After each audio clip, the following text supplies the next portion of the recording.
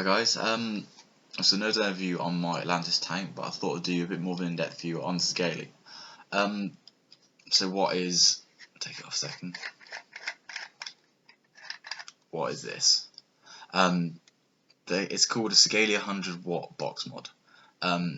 Really simple. It's made by a company called Sigelei. It'll output to 100 watts and it's shaped like a box. Really simple. To a lot of people these seem quite daunting, and originally you'd only ever have box mods if you dripped, because there was no tanks there that could handle that kind of power. But why should you get something like this over a small stick battery? First things first, power. This is rated to 100 watts, which a lot of people will call overkill. Yes and no. Realistically, I'll never vape on 100 watts on this because I'll just burn my throat. On my dripper, I've vaped at, I think I pushed it up to about 75 watts, and it's intense, it's warm, and it's mind blowing. But every day I usually vape between 25 and 30 watts. In terms of usability, you've got a firing button up here, up, down, and which way up is this? And you've got your little LED display. Again, it's really nice. Really clear display. You've got your voltage, your wattage, your resistance to your coil, and your battery percentage.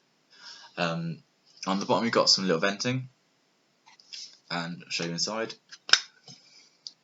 You've got all your IC nicely way behind here, and then space for your batteries. Again, a really nice feature of these is just got this really simple ribbon, so you just have to pull that out. There you go, your batteries are out. Simple.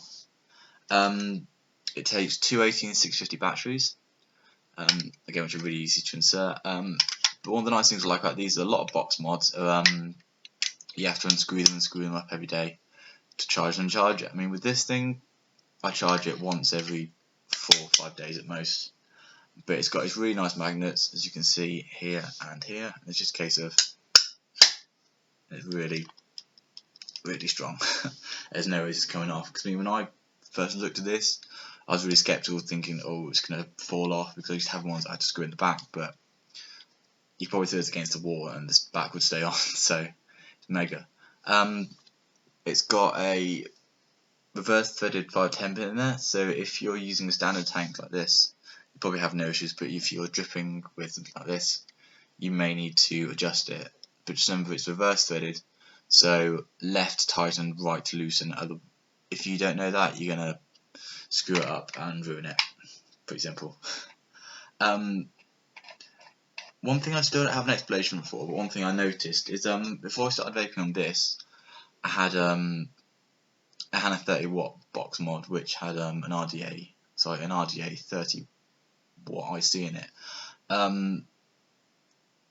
and it's a very different sensation. I found at 30 watts on my Hannah, it was a nice vape, but it wasn't anything special. Whereas on this, you get more flavour, more power. It's just better, I found. And also, all the nice things about having a dual battery box mod is you get no deterioration.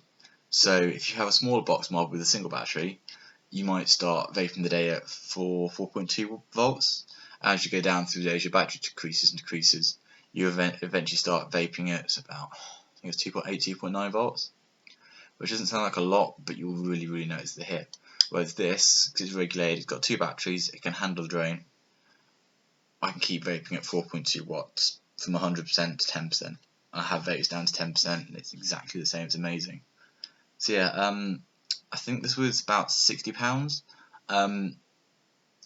That's just the box itself. Then you've got to pay for your batteries and a charger, unfortunately, because unlike some of the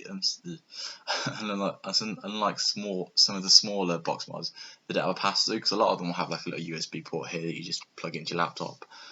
So yes, it's a bit more of a hassle, but I think personally it's worth it. I'll put some little carbon skins in it because I want to make it a little bit different. And yeah, you take that out of your pocket, people think that's a walkie-talkie, it's not a vaping mod. But if it's nice in my hands, I've got fairly kind of average size hands. I mean, in comparison to my iPhone, it's about the same size with that on. So if you've got no problems holding a biggish phone, you're not going to have any problems holding this, so why not? if you're looking for your first box mod, if you think you're going to get into dripping, or you want that kind of flexibility and you've got the money, I couldn't recommend one of these more, because I spent 50 quid on my hammer and that was 30 watts, and then after about a month I wanted to upgrade. Whereas if I'd have bought this thing in the first place, no brainer. So yeah, really recommend this device. Incredible value for money, incredible power, and in terms of its ease of ability, it's amazing. So yeah, I'll write the links to it down below, and I'll catch you in a bit, guys. Cheers.